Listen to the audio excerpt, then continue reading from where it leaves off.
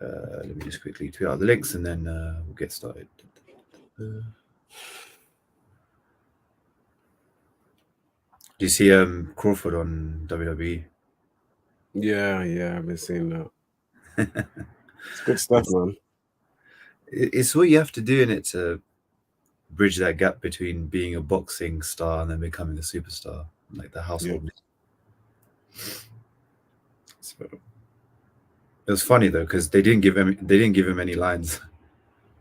Mm.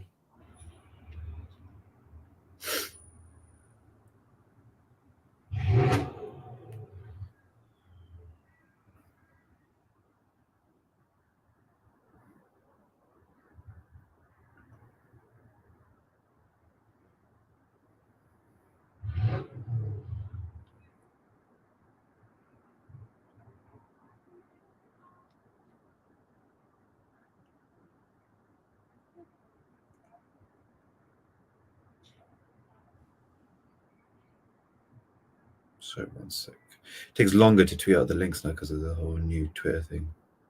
Mm. This guy's actually killed it. The app. That's so sweet.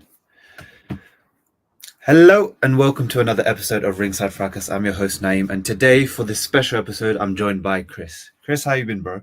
Yeah, man, not too bad. Same old, just trying to keep up with the latest boxing the best way I can. Yeah, it's been quite. We were saying yesterday, it's been quite a bit slow, but this week it's going to pick up, and we've got loads of fights to look forward to. I mean, let's dive straight into it. You've got the whole Riyadh season. They're making their sort of moves outside of Riyadh. I think this is their first card outside of Saudi Arabia where they're putting on a fight, and they're putting on in LA, and they're doing the entire Bud versus Madrimov card, which is insane to think about the whole card because if you look at the fighters themselves, they're all from different promotions. You've got PBC fighters, you've got top ranked fighters, you've got matchroom fighters, you've got free agents on there.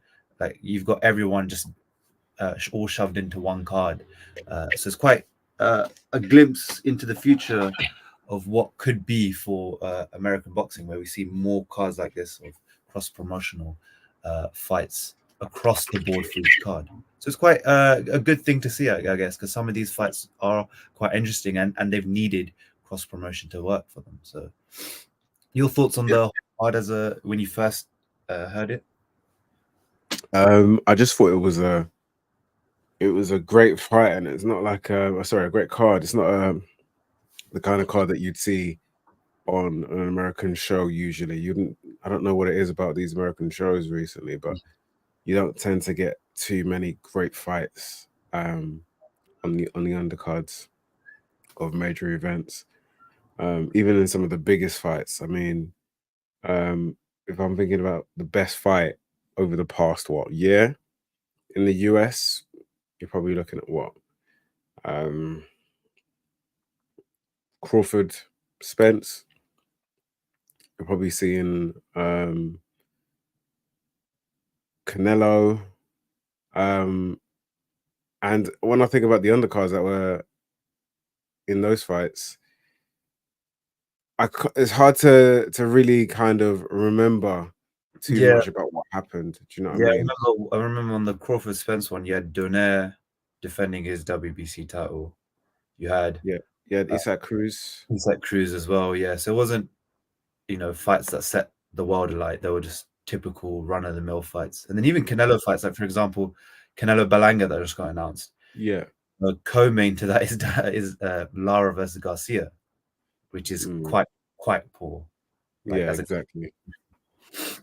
So it was just nice to see there's an American card that you might actually want to watch the majority of the fight for. And it's interesting we're talking about staying up for the fight, because usually for American fights I just try and wake up in time for the main event, but on this occasion there's quite a few fights that I would like to see. I'd like to see most of the fights on this card, and so it changes things a little bit. So I might have to stay up for it rather than trying to wake up at 5 a.m. to try and catch the main event. Yeah, and there's so many fighters about where you can always make these type of cards like regularly, like not every month, but you can make it a regular occasion where you get this type of stat cards, and that people have to tune in from the beginning, because if you've got these type of sellers in, then you'll see that the people will want to stay there for the duration of the event. Usually what we see in boxing a lot of the times is people just, sort of make their way towards the main event time, watch the main event and go. But this is how you can build, the lower level guys who are on there, we're going to get onto, because they're on such big cards, but there's also stacked as well. And they're most of these fights are competitive. I think all of these fights are actually quite competitive.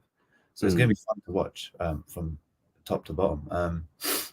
So let's get straight into it. I mean, we're gonna go from bottom to top. We're gonna get the lower fights. I think it's still interesting, but it's not as interesting as obviously the top heavy fight. So the first fight on the card we'll talk about is obviously the return of Andy Cruz, one of the greatest amateur fighters we've had in modern history, taking on Antonio Moran, who's quite experienced. I think he's 30-6.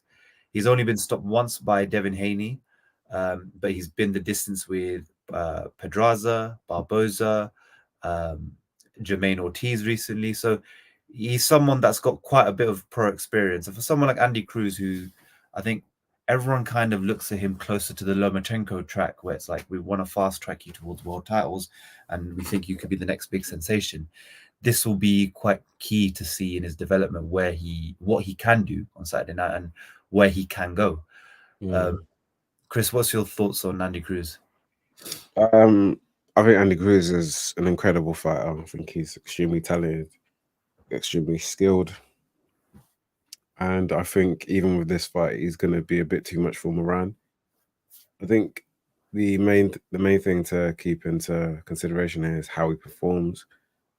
I'm not sure if I expect him to stop Moran. I know Haney did. But for me, it's just important that he looks good and he looks like a good professional fighter and not get too sucked into this whole, amateur and the pro world where you're looking good, you're looking flashy in spurts, but you're not really hurting your opponent. Yeah, you're not really breaking your opponent down. So for me, I need to see some sort of venom in this. I'm not saying that he has to stop him by any means, but for me, it's just about looking like a solid professional boxer, putting on a professional performance and being able to, dominate him from start to finish. And not to put anything down on Moran and not to underestimate him, but I just think the level of boxing between the two fighters is just so different. I feel like there's a gulf in ability there, and I feel like Andy Cruz has to make the most of it to kind of sell himself and get the bigger fights and get bigger shares of the bigger fights. Yeah, and you're right with that sense of. I agree with that point where you're saying that he has to kind of hurt his opponents. It's right that we've seen many times where boxers come into the game and they're quite good and well skilled, but if you don't have that kind of pop to keep guys off of you, to deter them, it doesn't bode well all the time, because guys will just keep coming forward and trying to find that knockout punch to hit you with. So yeah, we want to see Andy Cruz start to get that in his craft, where he has everything. Like when you watch him, right, he's got brilliant footwork. His lateral movement's amazing. The angles that he can create are insane.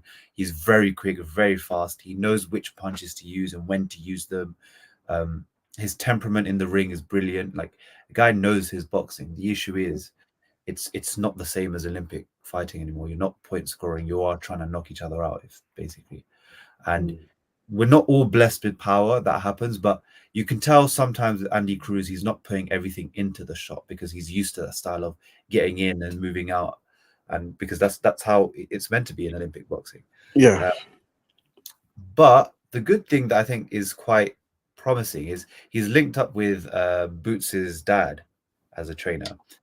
And if there's anyone that knows how to turn over the punches, it's Jaron Ennis. He hasn't got the biggest power, but that guy has a lot of spite when it comes to his shots. So I think, that should be something good, where Jaron's dad will work on trying to get him to turn the punches over, be more comfortable and be a force in the ring, not just a guy that's point fighting and on the edge. So it'll be interesting to see him. But the one thing that I would say about Andy Cruz is I would have hoped he'd have been a bit more active, considering the level of opposition. He's not fighting no bums. Let's get that out of the way. Fought decent level, I'd say just above journeyman type fighters, where they had a lot of experience. They get beat by the top guys, and because Matchroom believed in him, and they know that this guy can beat most. That can definitely outpoint every single guy out there in the division. The issue is making him a proper pro fighter. But he went pro a year ago in July, and he's only had 4 fights since. Yeah, I would have expected just a bit more in between, because I think he wasn't in any wars or anything like that. He was winning comfortably. I think in the early stages of his career, if you're not accelerating him straight to a world title like they did with Lomachenko, which is fine, you don't have to all the time, then try to get him a bit more experience, but also a bit more activity, so he can work on his craft more often. I mean, I'm expecting him to completely shut out Moran. I don't think he'll stop him. I think he'll maybe hurt him. He could definitely hurt him, and maybe there's a chance for him to stop him. But I think points is probably the more obvious decision to go with. Yeah. Pure shutout. And but what would you say would be next? Let's say he gets the complete shutout, looks good. What would you, as a matchmaker, put him in with next? It's hard, man. I feel like an important point you made about his activity, I wouldn't want that to come and bite him back when it comes to, stepping up. I feel like he needs a bit more regularity. He needs to be, like, in a sense, not to the same extent, I know, but because obviously this guy is knocking people out. But like, when I look at someone like Moses Atuma, who's regularly on loads of cards, frequently getting in fights, on relatively short notice, I think he still needs a few guys on the level of Moran. I can't really think of anyone who comes to mind. And obviously the other big thing about him is that he still needs to build his brand a bit more. In terms of getting his name out there. He's not very well known to casuals. Us boxing guys know him because of his reputation from the amateurs and the whole Keyshawn Davis sort of saga. But most people who are casually into boxing have no idea who he is. And I feel like he needs to start getting himself out there, get himself in discussions with other fighters. He needs to get regularity on shows so he can become a bit more of an accustomed name. So I don't mind him at this point, maybe until at least, next spring, to just get in fights with mid-level, Moran level opponents, with similar kind of records. Maybe guys that are a bit tough, a few more quote unquote gatekeepers, and then start getting his name out there. I feel like we're at this point in boxing where we really want to make sure that we're not losing fights because we're trying to build them up to being something. So we really need to start looking at getting, these. How old is Andy Cruz again right now? 28. 20. He's not that young. Do you know what I mean? By mid summer next year, maybe a little bit later than that, we need to start looking at like your Keyshawn Davises, start promoting that. I don't see what we'd be waiting for. Either one of them could lose on the way. They're both great fighters, but you wouldn't want to lose that fight. There's so much that can happen, and you could start building that up now by getting into fight, mid-level opponents, and then it becomes a crescendo of, one of a big rematch essentially, and it'll be an interesting watch in all parts. Yeah, I agree. I feel like what they should do is, you see that Irish guy that they have, Matchroom has, Gary Cully or something. Oh yeah, he lost on the tail end. Let's be real. Okay, you're trying to build him, but he's already lost to Jose Felix. And if you do really truly believe in, Andy Cruz, get him out to Ireland and fight someone like Gary Cully. With this year, he could beat Gary Cully, definitely. Gary Cully's not that good in my opinion. Yeah. So he beat someone like that, have that on his record, then go after someone that you know has been in with a big name. Like for example, the guys that Shakur's fought for. So like Haratunian, for example, he's feather fisted. That guy does not. He's quick, but he's not a puncher. Andy Cruz could definitely handle him. Or go for someone that Keyshawn's fought, so like Nahir Albright, the one where it turned into a no contest because Keyshawn was smoking weed apparently. So stuff like that. Like go for names that you know either they are names themselves, like Gary Cully's decent, or names that have been in with big names. So like I said, Nahir Albright or Haratunian or Edwin De Los Santos do what Shakur can do, like complete boxing. Because he's not like Itoma in the sense where he needs that much experience. He's had the experience already in the amateurs. It's now about how good he looks. So I think if he looks really good against Moran, I'd make an offer to someone like Haratunian, De Los Santos. Yeah. And then eventually, if the thing is, I was going to say Kambosos, but I think Kambosos has a title fight in November against Liam Paro somehow. So that's obviously not going to happen. But like those type of names, put him in with someone that's going to shoot his name up. And then by next year, like you said, the big names, like I think, Zal Abdullayev, he lost to Devin Haney, but then he's built his name back up as a proper lightweight. Take him out, and then once you take him out, you push yourself up to the world title contentions. So let's see how he looks on Saturday night. And I think if he looks really good, you can kind of ease that handbrake off and say, look, let's do this, let's make this, and let's put all our money on him because he's the guy that can take us forward. So a lot on the line for Andy Cruz. It's going to be interesting to see what he can do and how good he looks. I think it's always fun to watch him in the ring, but if he can keep improving, it'll be a spectacle, to say the least. And then the next fight on the undercard is Darren Morel versus Radzovic Kaladzic. He's if people don't know Kaladzic, he fought Artur Beterbiev and he got stopped. Obviously, it's Beterbiev who doesn't get stopped. But then he's built himself back recently and he had a win on a pro box card against Sullivan Barrera where he stopped him in the 10th round. And it was a bad knockout where he punched him so much he fell out the ring. So this is a good fight because David Morrell has been one of those guys that people have been teasing at super middleweight for David Benavidez and saying that this is the fight that David Benavidez doesn't want. This is the boogeyman that David Benavidez is hiding from. Yeah. But if you watch David Morrell, that guy's really good. Like he's got everything you need for the pro game. Very quick, very fast. Technical. He's not, you can't question his technical ability. He's there. He's got power. He's got spite. There's everything about him. It's just he just needs the opponents now to show us where he truly is at. And he's doing. And the funny thing is, Benavidez moved up to fight Gvozdyk, and obviously it's because he wanted to position himself for the Beterbiev Bivol fight. So David Morrell's team did the same thing. Now they moved up to light heavyweight, fighting for a vacant WBA regular title, so they can essentially chase where David Benavidez is going because they really want that fight, and I think they really genuinely believe that he can beat and stop Benavidez. But if you watch Morrell, he's a proper talent, and Kaladzic, he can punch. That guy can punch. The issue I have with Kaladzic is if you look at his record, he's a decent opponent, but he hasn't fought that many guys on the level. Like it's obviously better after Beterbiev, there wasn't that many guys that he's fought that are decent. Even Barrera, when he fought Barrera this year, you have to remember Barrera's 42. This is a guy that's already out of the door when it comes to. But the guy can punch, so he's definitely got a chance in there because any of those wild exchanges, if Kaladzic lands, Morrell's in trouble. But I just can't imagine Morrell doesn't break him down within 6 rounds and really. He might even steal the show for the card because his performances have been quite good and he's been looks better and he looks the business.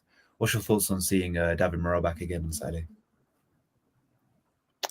I like David Morrell. I think he's an exciting fighter. He moves very well. Moves like a well-trained amateur, and obviously he's got that mix with the power. I like his tenacity, and I like the fact that he's obviously chasing the guy he thinks he can beat, and he's not chasing no bum.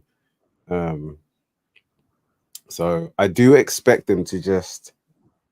It's one of those fights where Kalajic, he I can't remember who I saw him fight. This was a while back.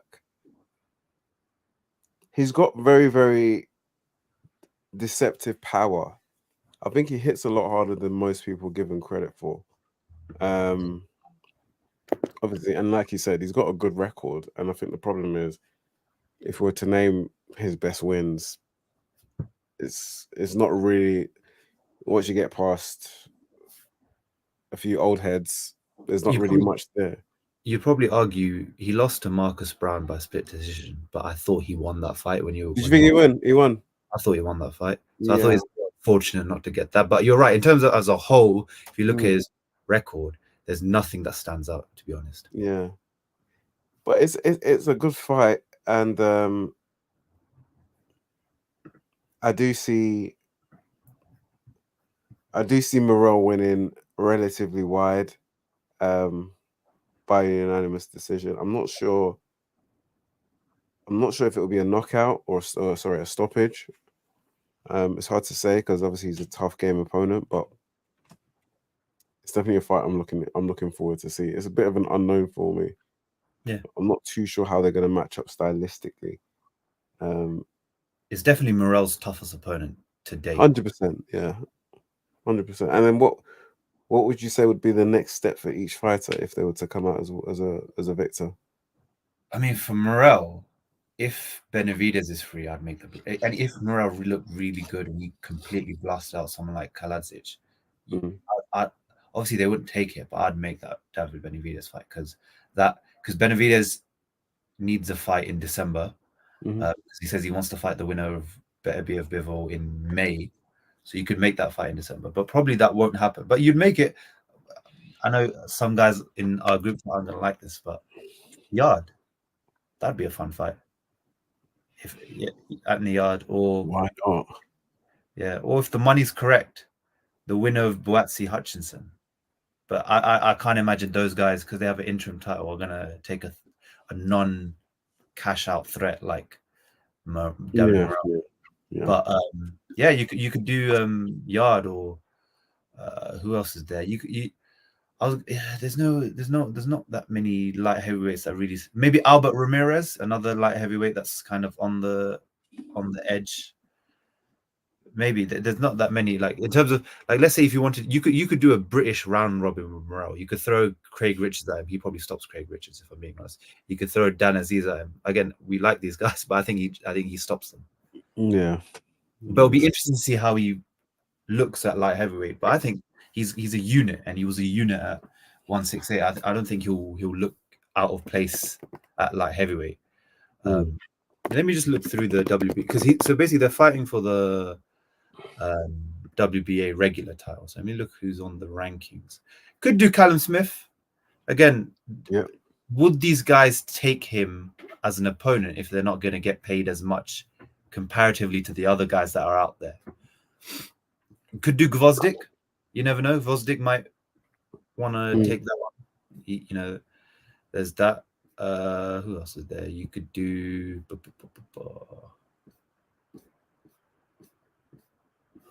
I'd say you should definitely do Dan Aziz. He's high up on some rankings, and if I'm Morrell's manager, I would take those rankings away from him. Yeah, you've got Alvarez, you've got Yard. Obviously, Kalajic is just 4, so if he beats him, he'll go quite high. You've got Lyndon Arthur. Yeah. Honestly, he'd win that. Zinad, who fought Bivol, again, because he fought Bivol and you knock him out quicker, then you could do that. You could do Usyk's guy. Remember Usyk's, that light heavyweight that Usyk's currently sponsoring, Lapin, he's like 6 foot something. Oh, yeah. He's good. Yeah. He's undefeated, right? Yeah, 10-0. You could do that. And it's not like anyone's lining up to fight those guys. No. So there are a couple fights out there. It's just the main issue now is getting Morrell in a position where either he holds the title and people will have to come to him, or making it so that people want to come to him because he's got money. And the money aspect is a bit more difficult unless he starts to get more viral knockouts and starts to boost his profile somehow. But he could be a real problem at light heavyweight, especially if he looks really good against Kaladzic. Like some of those fights, like, are dangerous fights. So interesting. And with Kaladzic, I think same thing. The same type of opponents you could go for. If I was Yard and Kaladzic won, if I'm with a promoter, I'd make the Kaladzic fight because I know that guy will have a high ranking. He'll get me back towards the world title. Okay, the Boatsy fight didn't work out, but this fight will get me back into good standing. And Kaladzic will probably be his best name. Yeah. So again, you could offer the same opponents to both guys. Both guys are basically in that position where they're not that well known, they're not got that money, but they're dangerous. So their next fights will be harder to secure, but they're dangerous, man. So it'll be fun. Yeah. But the fight itself, I think, I think for me, I just think Morrell might steal the show, especially if he gets a big knockout, like one of those lying on your back, eyes are vacant type knockout. He's got the ability to do that for sure. Yeah, 100% see that happen. And then the next fight on the card, which is a title fight, which to me, if you told me this like 2 years ago that this fight would be a title fight at 140, I'd laugh in your face. But here we are. Isaac Cruz defending his WBA super lightweight title against Jose Valenzuela. Your thoughts on Isaac Cruz, Chris? What are your thoughts? I'm really indifferent to Isaac Cruz, right? I understand he's got very unique abilities, unique skills. But he's definitely got an element of that kind of it gives me that old school Sean Porter feeling where I really hate the way he fights. I just really do not like it. It's just not appealing to me at all. That being said, I did like how he dealt with the loudmouth. I enjoyed that. I thought he did really well in that fight. But just generally, I'm just not a fan. And I feel like when fights aren't going his way, the fights just look really bad and really sloppy. It doesn't come across as, like a professional bout. And we know he's still trying to live off the Tank performance. And we know he's still trying to get that rematch back.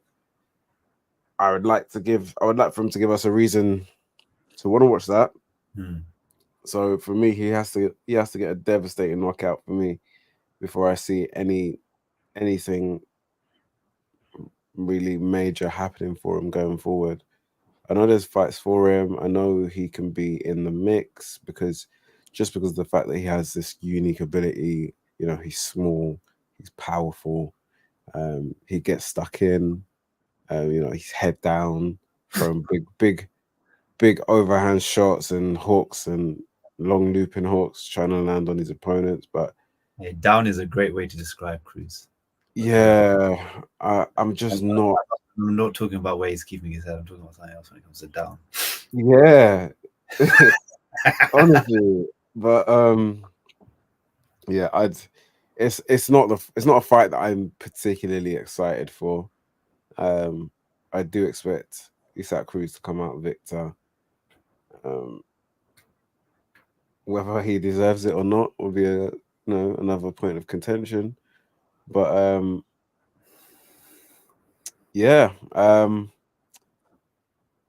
not the biggest fan of Cruz, to be honest. And as a result, it's like my interest in this fight isn't where it should be. You know what I mean?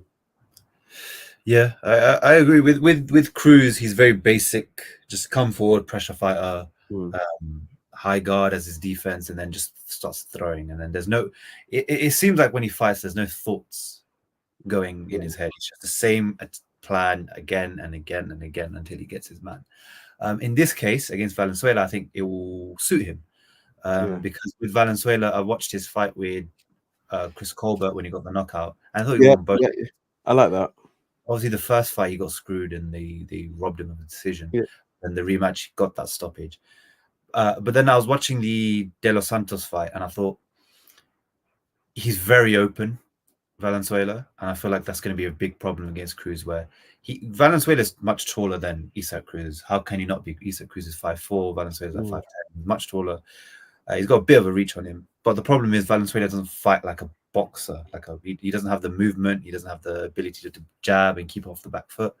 So he can punch. His record shows that he can punch, and he's definitely a puncher, Valenzuela. The issue is, I think physically he's going to get outmatched. I think Isaac Cruz is a tank, and he's going to outmatch him physically. He's going to bully him around. He's going to push him around, and then he's just going to have his high guard. And then when Valenzuela opens up, he'll find that shot, and he'll start to break and beat down Valenzuela. Even if Valenzuela doesn't open up, just beats him down. And Valenzuela, to me, he can punch, but he doesn't have that. He doesn't look to have that physical. Like, he looks a bit fragile when it comes to like trying to hold in the clinch and push guys off. I don't think he can do that. No. And I think Isaac Cruz won't have an issue pushing and pulling him around. You know, he had an issue with Cabrera when he fought that guy on the Spence Crawford undercard. That was mainly because Cabrera is very awkward and he's quite tall. I think he's like 6'1" or something. And he fought extremely tall that fight as well. Yeah. He was getting caught with the same punches, but he was fighting like a tall fighter. So and with someone like Isaac Cruz, there's no they're not good at closing off the ring. They just do the same thing again and again. So we had issues in that. But I don't think Valenzuela can fight tall, and I don't think he can keep the distance. I think he himself will hold his feet and start to trade. I think it'll be a big problem for him. He's got a chance of knocking out Cruz, but Cruz just looks like he's got those thick heads that can take any punch, and he can just keep going. And I don't think that's possible. I think Cruz might stop him within 8 or 9 rounds, and just barrage and puts him out. Because, like I said, Valenzuela this is not his weight class. He's not a super lightweight as well as Isaac Cruz, and on top of that, he hasn't really done much to warrant this fight. He only beat Colbert, and Colbert's a super featherweight that fought at lightweight. So we're talking about, someone that's not really they didn't work their way to get in that position. I think he's going to get found out quite quickly. And Isaac Cruz looked good, and like you said, I think it might even reignite talks about Tank and Cruz, because now Tank's looking for opponent because the whole Loma thing fell out. You never know. They might go, you know what, December, let's make the Isaac Cruz fight rematch at 140, and that way Tank can become another world champion at a different weight class. You never know, like that. That's how they play it. If because they didn't get their big fight, they might just do this one. And if Isaac Cruz looks good, I can guarantee you that Tank Cruz fight will do the rematch will still do numbers. People will in, so and Tank will take it. Yeah, because he knows he can beat him. I mean, he beat him with one hand. So and he's not that hard to figure out when it comes to boxing. It's just physically you have to contend with him. Yeah. And then with Valenzuela, like, fair enough to you, man. He's taking a shot at the world title at a different weight class. Like, whenever is he going to get a chance to be on this type of card and fight for this? So fair enough. And then coming on to something that I never thought we'd probably hear in years, but bloody hell, Andy Ruiz is back after 23 months of inactivity, and he's fighting Big Baby Miller. I mean, let's be honest. If a knockdown ever occurs in this fight, it's breaking the ring. It might even shock the stadium if a knockdown. I guarantee you the total weight of that ring with those two in it will be 700 pounds plus. These two aren't heavyweights. They're like super heavyweights. You have to make a new weight class. Like we saw Andy Ruiz just munching some random off the hot dogs. It's not even caring that the guy has a fight or anything like that. He's just munching it. But of course, and then Baby Miller, what more can he do to improve? He really can't. So it's like, this is kind of I wouldn't say washed, but like two guys past their best, and one of them has got one more run left in them. Go towards the top, like to fight near the top. Whether or not they get towards it is a different question. But let me ask you your thoughts about who do you want to start with, Baby Miller or Ruiz? Let's start with Big Farmer Miller. Go ahead. What's your drug addict? So Miller,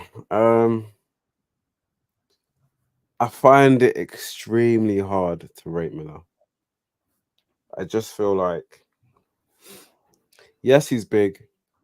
Yes, he's a heavy guy with, relatively high output for someone his size.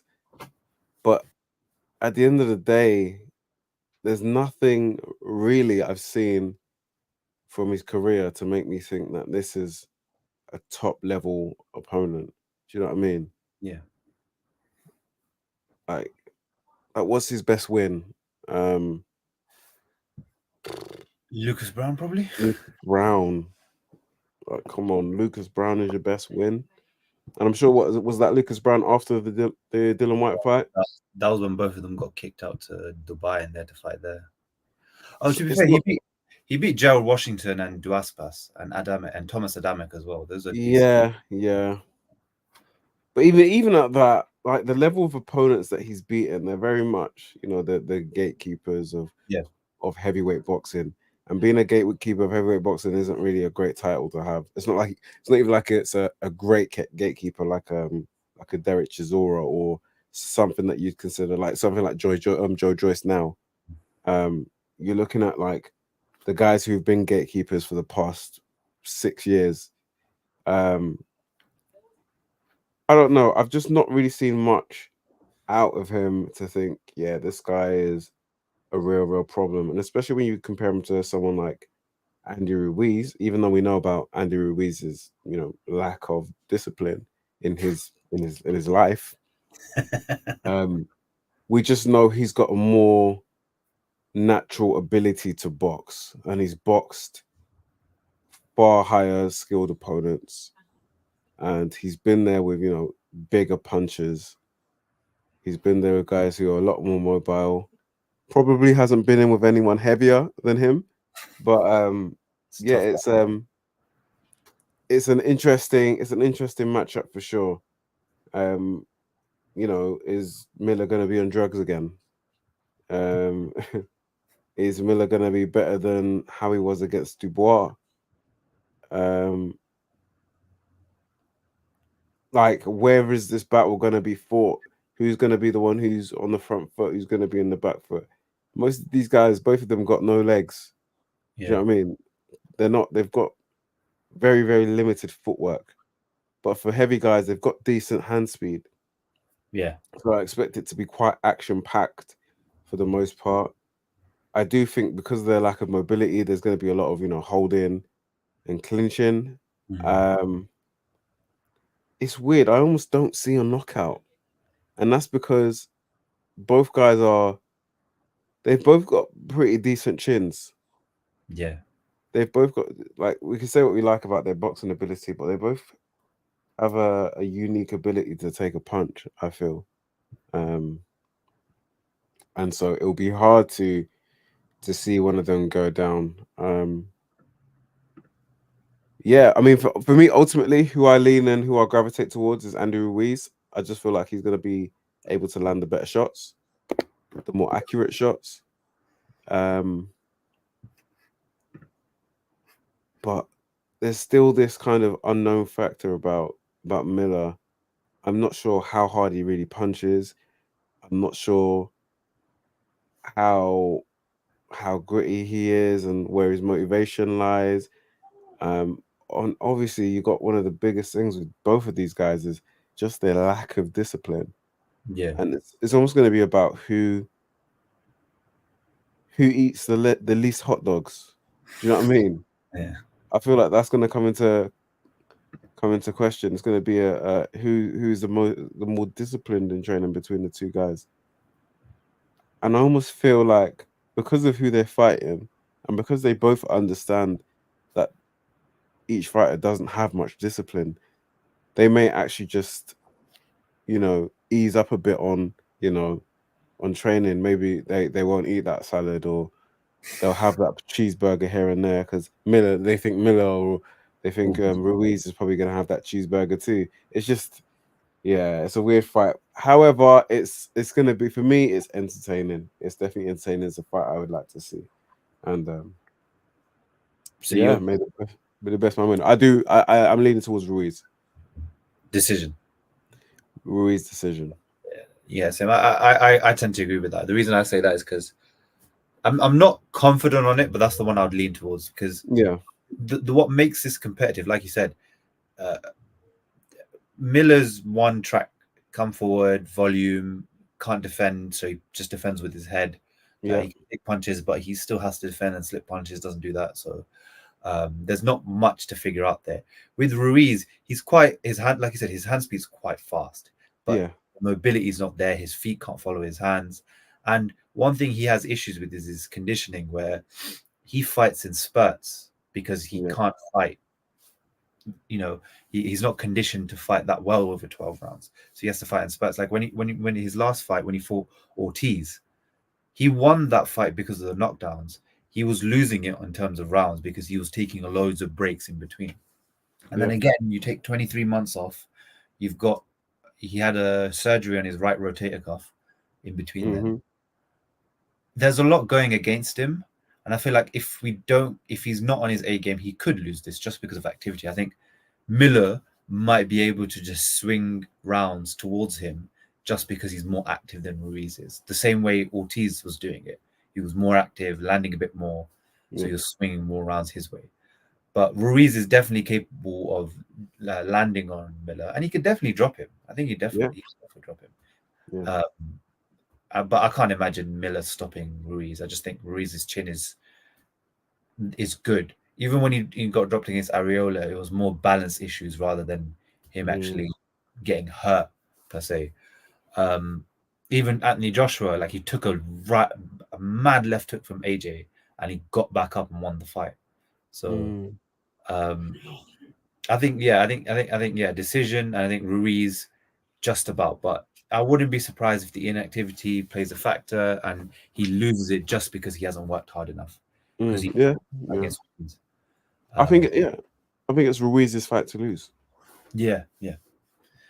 But like you say, I wouldn't be surprised if this stinks. I was saying this to Lewis early on today. I was like, Mm, I wouldn't be surprised if this fight stunk out the gaff because yeah, the way they are, like you said, the holding, they're yeah, not that clean with their work. It could just stink towards. I think it's 10 rounds. I think this fight, so yeah. very well stink. Because they Miller hasn't got the facilities to do 12.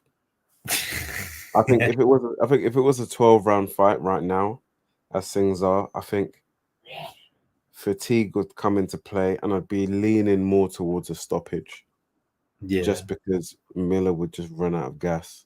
That's depending on whether he's on peds or not. But we'll see. yeah, yeah.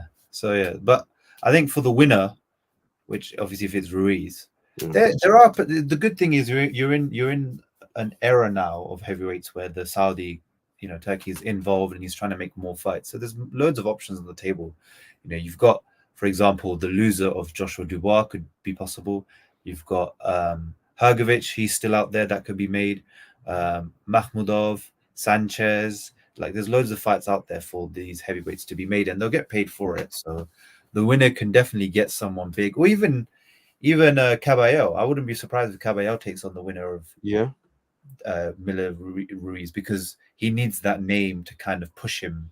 Imagine he beats Andy Ruiz. 100% people will be talking about him to fight for a world title at some point, and he deserves it. So there's like I said, those two are lucky that they're in an era of heavyweights where even the loser could get another fight still on one of these mm, cards.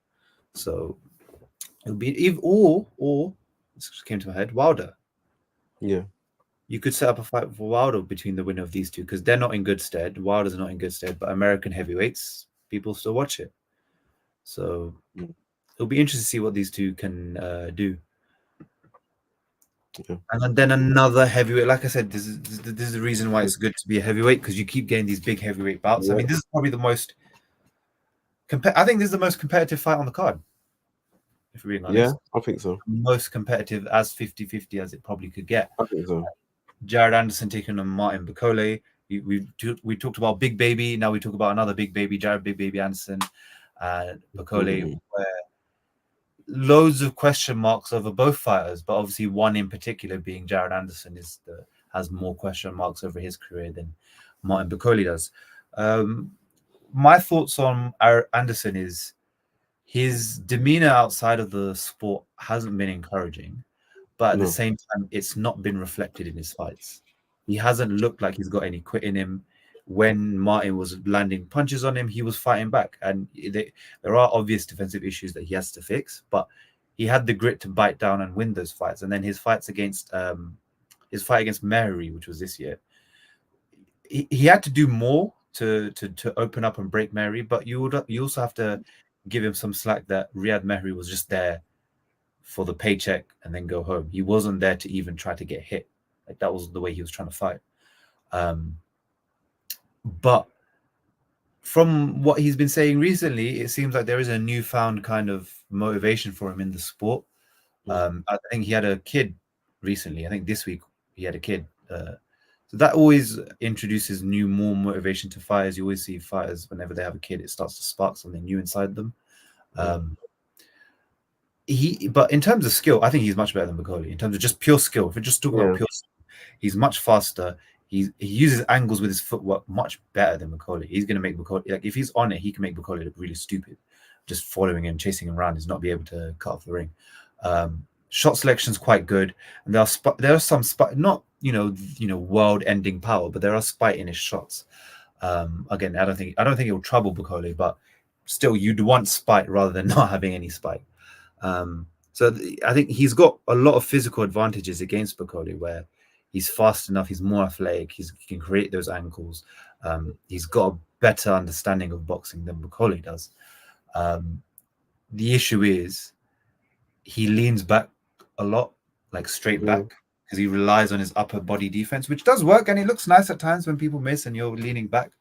But with a guy like Bakole, you don't want to lean back and then be on the end of the punch, because not at all. It will, even if it doesn't put you down, it will rock you to your core. You'll want those type of shots coming in. So those are the questions with kind of Jared Anderson, where it's like, yeah, he's one of the biggest prospects, but can he become the next big thing for American heavyweights? Can he be the next champion? This is the fight to prove it. So this is the litmus test. This is the acid test. Can you become a world champion? If you have to rise the levels, because based off of Anderson's last few performances, you wouldn't say so he'd beat Bakole off the mark, but you do know that there is that possibility that he can rise to it, and like I said, use his advantages and make Bakole look really silly in this one. And with Bakole, you've been going around for years saying that you're the undisputed sparring champion, that you've been doing undisputed sparring champion of the world, man. Vomiting in all, making people vomit and then vomiting yourself and whatnot, and dropping Usyk and dropping Joyce and whatnot. This is your chance now to kind of tell the world who you are, because he's kind of been not locked away, but kind of never been sort of put on the big screen, and this is his time to kind of show out, as well as Jared Anderson. With Bakole, my main question with him is, you've not been taking yourself seriously, because he usually fights around 250. In his last couple fights, so against Yoka, he came 275.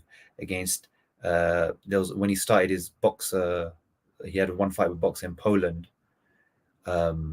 It was like 280 plus, and then his recent fight against Takam was 299 pounds, and you could just see his protector was struggling to fit around his waist.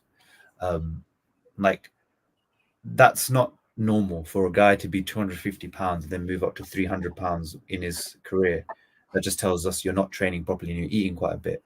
He's been knocking guys out 100%. But we also have to look at the level of competition, where he looked really good against Yoka. But then if you look at Yoka's other two losses, where he lost against Takam and then he lost against Mehri, that's not a win that's aged well. Not aged well, no.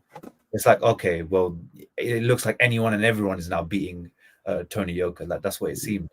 And then if you look at Takam, he's right on the end of his career.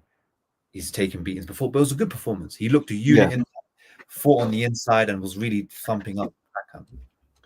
My big question is, I don't think he can. I genuinely don't think he can stop Anderson. I think Anderson's tough, and I think Anderson will not be able to get hit that cleanly all the time. He will get hit clean. If it goes long, I don't think Bakole has the gas tank to go 10 rounds. Like, I think he will really struggle in the later term, especially with the new added weight. I think he really struggled in those later rounds. And I think that, for me, that's more than enough for Jared Anderson to capitalize on and get a decision win, which is why I know this 50-50, and I'm kind of leaning towards Anderson getting decision. That I think that he has to worry in the first 4 or 5 rounds, because that's when Bakole will try to walk him down, come at him, make it a rough and tough fight.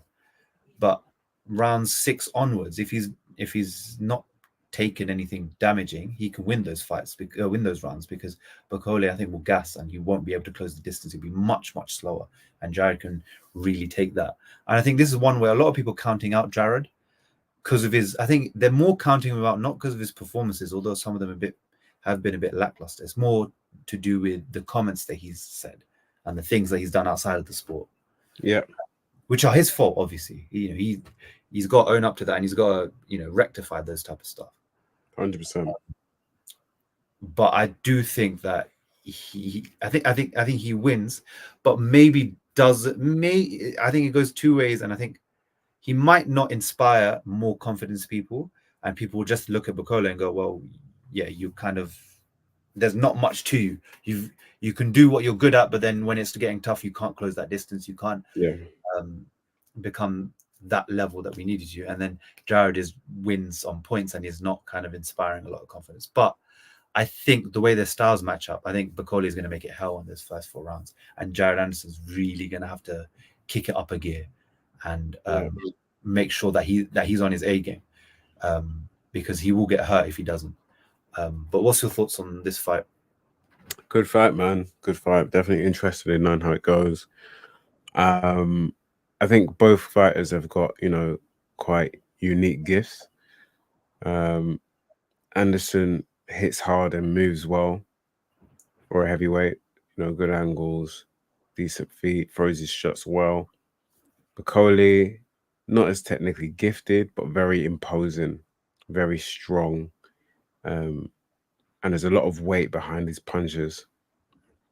Now, how I think the fight actually goes, when I look at Bakole, and when I look at how the fight goes, essentially, I remember the Hunter fight with Bakole, and I remember him overreaching a lot. He was missing a lot of shots.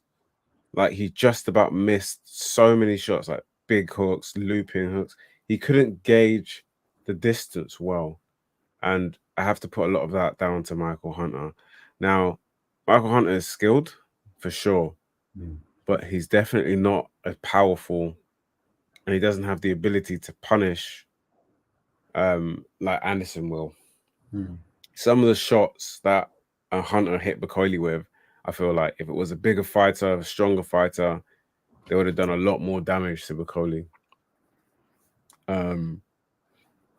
But yeah, I definitely agree with you in the sense of it's about where he's at mentally, making sure that he's dialed in, he's ready, he's done the work behind the scenes. Turkey Ali Sheik has got a lot of faith in him, so which is quite interesting. We've got a lot of faith in him to do well, and he expects him to beat Bakole. So I do feel like I'm leaning towards. I do feel like I'm leaning towards Anderson. Yeah. Just based on that, probably like a UD. I don't expect him to stop Bakole. Bakole is extremely tough.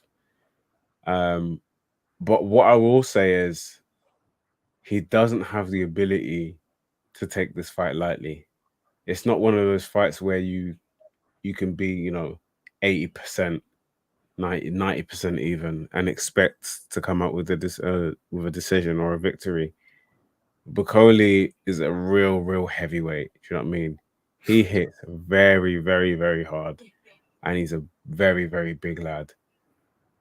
And if he manages to catch Anderson, who notoriously isn't the hardest person to hit, if he hits him, if he lands clean, I expect him to go down for sure. Yeah, I feel like Bakole's got the ability, the power to fight anyone in the division. Yeah, we know they're all heavyweights, but Bakole's power does seem real. And even though I know these sparring stories are, grossly exaggerated, for the most part. I feel like they're very, very grossly exaggerated. I feel like he has caused a lot of problems to a lot of these guys in sparring. I feel like he's probably, hurt a lot of people. Maybe not stopped them, but I can definitely see him doing a lot of damage to a lot of his sparring partners. That's for sure. And yeah, it's just about making sure that when the going gets tough with Anderson, because he's going to get hit at some point, that he's got that grit to kind of grind through against an opponent who's a lot tougher than what he's used to. Yeah, I think yeah, and I think for the winner, kind of like if Anderson wins and he looks good, I think you could definitely do Anderson versus Dubois if Dubois loses to AJ next year, because that's a fight I've always wanted to. It'll be interesting, like two young heavyweights that are kind of probably the next. Like obviously Dubois is already a champion, but I think I think Dubois will get a title again, even if he does lose to AJ, because I can't see that many guys that Dubois will struggle with once the top guys are gone. Then you could do Anderson versus Dubois. That's a brilliant fight between two young heavyweights. You could even do Anderson versus Ruiz. They wanted to do Anderson versus Wilder for this card, but Wilder obviously got flattened out by Zhang, so they couldn't do that. But you could even do that if that's something as like a passing of the torch for Anderson to take. Wilder's sort of American heavyweight champion claim, you take that now. You're the next guy up at American heavyweight. Or you could even do Jarrell Miller as like the battle of the big babies, who the winner gets to keep the name Big Baby. Yeah. Like there's loads of fights out there for him that if he wins, like the door's open and you've got a lot of money on the line. And like you said, with the backing of Turkey, if he wins these fights, there's no telling what fights he can't get. It's like there are three guys that I know right now that are ambassadors. They're Terence Crawford, Anderson, and Hamza Shiraz. Basically, the promise is you do your work and you get the wins, you'll get whatever fight you want. Whatever fight's possible that we can deliver, we'll get it to you. And that's all they have to do to win their fights, and they'll get the biggest fights possible. So it'll be very, very interesting to see if Jared Anderson can actually live up to some of the hype that he's been getting and some of the praise he's been getting throughout his career. This is the time to deliver now. And the last one, the top of the bill, which is a brilliant fight. I think this is one of the more underrated fights of the year. You've got Terence Crawford, the former undisputed welterweight champion, former undisputed light welterweight champion, the WBO lightweight champion, and also pound for pound, arguably pound for pound number one, or at least in your top two. Taking on WBA light middleweight champion Israel Madrimov in his fourth division fight. This is so if Crawford wins, he becomes a 4-division champion. I mean, to take on Spence and then a year later to take on Madrimov back to back is a brilliant kind of accomplishment, because not many guys step into a new weight class and take on the top guy there. And I think most people could argue after Fundora, it's probably Madrimov as like one of the best 154-pound fighters out there. No tune-ups, no nothing, straight into it. And what a fight this is going to be. Chris, start us off. What do you think about this fight and Bud as a whole? Great fight. Great fight. I feel like this is one of I feel like this is one of the fights where it's like it's a style matchup. It's a massive style matchup. As good as Crawford is, it's almost like, for me, it feels like the thinker versus the brute. Because I don't think most people would argue against the fact that Crawford is the more skilled fighter. No. I don't think anyone would really argue against that fact. But obviously, sometimes having skill isn't enough in a physical sport. Sometimes it's about the physical attributes, the strength, the speed, the endurance. And Madrimov seems to have a lot of that in abundance. He hits very hard. He's a very, very imposing guy, very muscular guy for the weight. Looks massive. Looks like he should be fighting at like 175 sometimes when you see him walking around. And yeah, he's still gifted as a boxer. He thinks well. But for me, I'm watching the fight thinking, how does Bud deal with this problem? What is he going to do to negate his physical attributes? What is he going to do to negate, that lunging right hand from Madrimov that Madrimov likes to throw? Like, what kind of things has he got in place to deal with those issues? Yeah. How is he going to deal with shots to the glove, shots to the body? Because this is a big guy. And it's not like Crawford was the biggest 147-pounder. Fair enough, yeah, he's grown into the weight, but it wasn't like the biggest of the biggest 147-pounder out there. That being said, Bud is Bud, and I never bet against Bud for sure. I kind of believe in his ability to find a way through the problem, using his speed, using his endurance, using his ability to outthink and outsmart his opponents. For me, though, if Bud stops him, I don't think people understand how crazy that is. If Bud stops him, I think that probably, for me, it trumps what he did against Spence in terms of the final result. Stopping Madrimov for me is insanity. Because he's so much bigger than him. Yeah. And let's give Madrimov his credit as well. He's looked good. He's looked good. Fair enough, he's got some flaws. He can keep his hands quite low at times. He can get hit by shots he shouldn't really get hit with at times. That lunging right hand that he uses, even though when it lands, it's devastating. If it doesn't land, only God knows what the wrong boxer will do to him. Yeah. But yeah, I am obviously it's top of the bill. Looking forward to seeing it, and I'm watching it more from a perspective that I want to see how Bud deals with this problem. Yeah, perfectly well summed up. I mean, where do I start? I mean, Terence Crawford is probably one of the most complete fighters in the world that we have. There are 3 fighters who are the most complete, and there are Usyk, Inoue, and Terence Crawford. There's no 2 bits about it. They are the most complete fighters we have. I mean, Terence Crawford's counter punching ability is elite. Is one of one. It's hard to find better counter punches than him. His jab is proper world class. The way he creates angles and his footwork is very good. Like, he hasn't got that flashy jumping side to side type footwork. He's always placing his feet in the right and correct places so he can fire back. You saw in the Spence fight where Spence landed that overhand left and Bud was just in place to turn, roll, and hit him with that counter right hook to drop him in the 7th round. Like, he's got everything. The eye test, the CV test now. He passes it all. Like, he passes everything. And he's got that technical finesse. Like you said, he's the more skilled fighter, but he also matches it with dog and grit. He's got so much dog. He's got so much grit. His personality is amazing. Guy is smoky. Just randomly talking to Eddie Hearn, and he goes, "You want your money back? Come take it. Come take it." Like he's just on smoke all the time, and he's got that dog in him where he's like, I will fight and beat up anyone. It doesn't matter who they are. That's why he wants that Canelo. Like, I will fight anyone, which is what we love in the sport. We want more guys like that. There's no care in the world. It's just give me the fight and we'll fight. That's it. Yeah. But on the other end, in the other corner, you've got Madrimov, who he's a very well schooled fighter. He comes from that Uzbekistan school.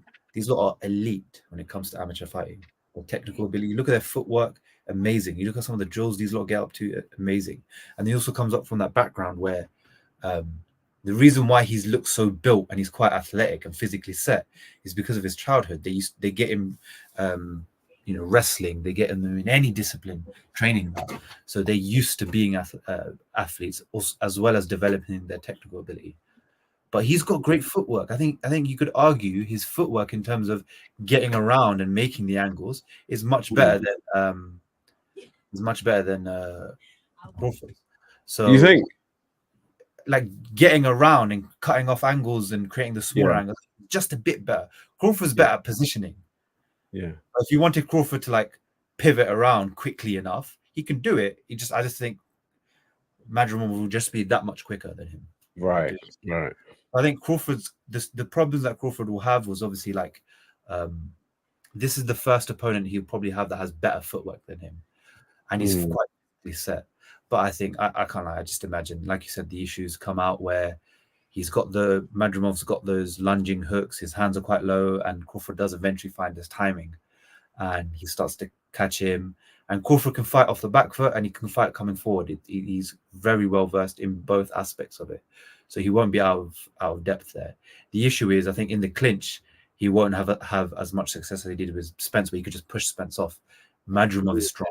Madrimov can wrestle like Crawford can, so Madrimov will be strong there and try to push him back as well. I think Madrimov might end up winning those exchanges, those clinches, just trying to be stronger.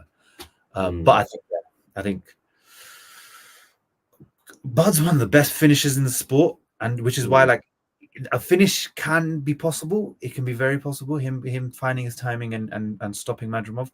I just don't see it because I think Madrimov, like you said, is tough enough to take the punches, and I think Crawford gets a decision. I think he gets a competitive but clear decision that he's won. Might hurt Madrimov in some instances, but I think early on is the part for Crawford to get through of trying to figure him out, trying to figure out the timing, and trying to figure out the angles as well.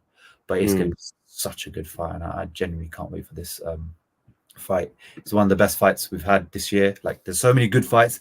Like, this is not top 3, but this is still such a good fight. So I love it, man. And Terence Crawford keeps chasing history. So you can't. There's nothing you can do but just keep watching him. 100%. Like we did with Floyd Mayweather, like they used to do with Sugar Ray Robinson, Sugar Ray Leonard. You just Roberto Duran. You just watch them. Just accept greatness. Yeah, just enjoy what we have in front of us. We got Bud this month. Next month you got Inoue and Anthony Joshua, and then you got Usyk again in December. Enjoy Usyk, Inoue, and Bud. While these men are still on top and they're still fighting, enjoy the greatness in front of you, because it's just insane what we have on our hands. But I think that should wrap it up for today. So that was a great preview. Make sure if you're watching live, click subscribe. If you're watching the video clip, please click subscribe, like, comment, share this video to your friends that you know are interested in Bud Madrimov and want to get an idea in terms of who to pick for, who to root for. If you're listening on Apple Podcasts or Spotify, give us 5 stars. Follow us on Twitter at Ringside Fracas and also on Instagram at Ringside Fracas. And we'll see you hopefully this Sunday when we review all the results from this Sunday's card. So enjoy this Saturday and enjoy the cards, and we'll see you then. Peace. Yeah, brilliant. Peace out.